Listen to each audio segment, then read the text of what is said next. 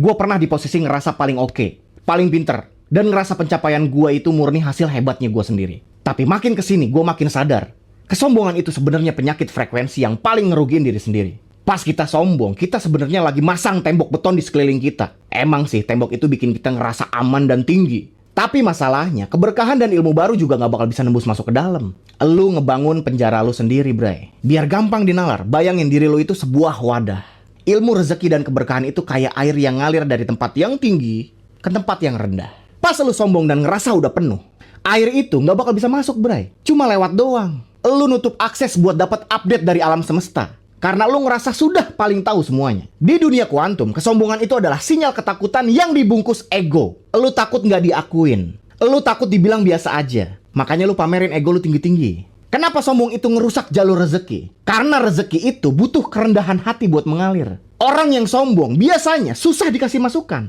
Susah kerjasama. Dan akhirnya nutup peluang-peluang emas yang sebenarnya ada di depan mata. Secara vibrasi, orang sombong itu memancarkan energi penolakan. Lu ngerasa nggak butuh siapa-siapa. Dan akhirnya semesta juga bakal ngejauh dari lu. Ingat, bray, di atas langit masih ada langit. Semua yang kita punya sekarang itu cuma titipan yang bisa ditarik dalam sekejap kalau Tuhan mau. Gua belajar, kemakmuran sejati itu justru datang pas kita makin nunduk.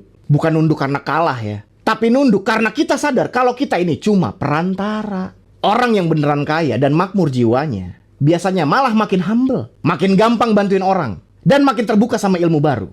Mereka sadar kalau wadah mereka harus tetap kosong biar bisa terus diisi sama kelimpahan yang lebih gede lagi. Kesombongan itu cuma bakal bikin lu kesepian di atas gunung yang gersang, bray. Cara prakteknya gimana, bang? Mulai buat sadari, tiap kali rasa paling itu muncul di hati lu, pas lu ngerasa paling hebat, langsung reset vibrasi lu.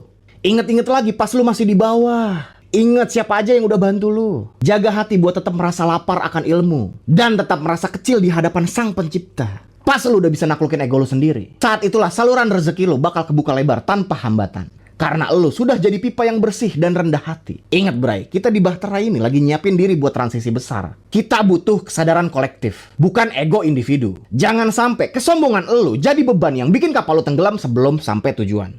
Yuk kita bersihin hati, kita rendahin ego, biar kita semua bisa berlayar bareng-bareng dalam frekuensi kelimpahan yang sejati. Kalau lo cocok sama penjelasan gue, lo bisa denger semua video gue dari nol. Karena semuanya gue buat berurutan, dan narasinya connect satu sama lain.